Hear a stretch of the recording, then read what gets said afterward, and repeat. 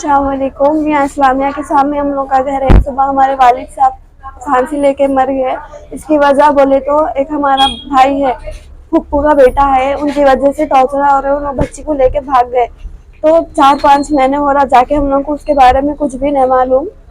उनके अम्मी रोज जी हाँ उनकी थी, मगर हमारे डैडी के नाम पे करा है पेपर, तो वजह से टॉर्चर हो रहे थे। रोज फोन आ रहे थे, रोज टॉर्चर कर रहे थे। उनके जो बच्ची है ना, उनकी अम्मी टॉर्चर कर रहे थे।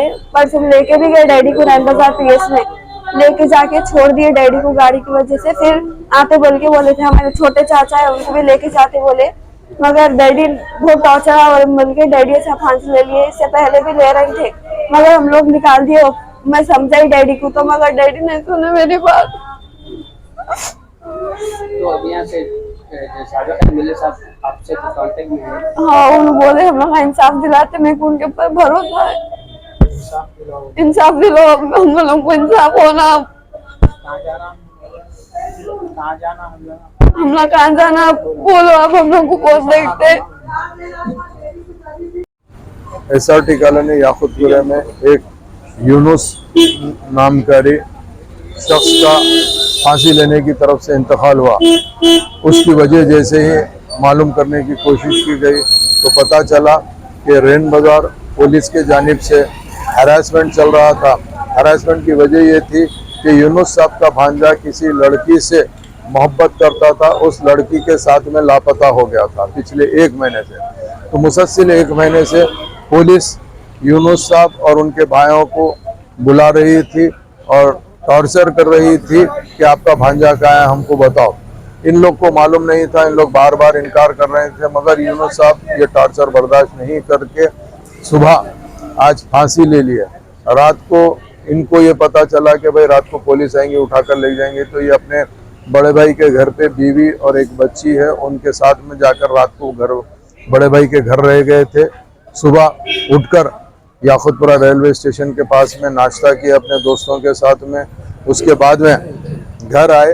घर आके फांसी लगाने से पहले अपने बड़े भाई को फ़ोन किया कि मेरी तबीयत ख़राब हो रही है, मैं घर पर यहाँ पे हूँ। बोले तो बड़े भाई आए तक आके जैसे ही देखे तो इन्होंने फांसी ले लिया था। फौरी इत्तला पुलिस को दी और मुझे मालूम होते मैं इमीडिएट रश करके आया। आने के बाद में पुलिस को बुला के पंचनामा करके डेड बॉडी उस्मानिया हॉस्पिटल को शिफ्ट करवाया गया है।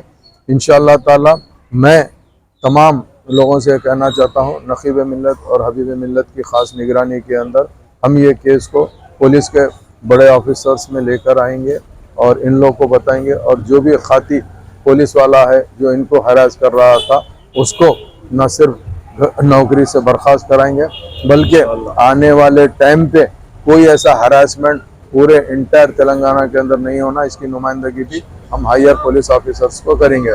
मैं आवाम को ये इत्तला देना चाहता हूँ, अगर फ़र्ज़ करिए आप लोग को पुलिस का अगर कोई भी हरासमेंट रहता है तो आप ज़रूर ब-ज़रूर हमसे रब्ता करिए। हम ज़रा बराबर उनके ऑफिसरों से नुमाइंदगी करके उस चीज़ को किस तरीके से सॉल्व करना है करेंगे।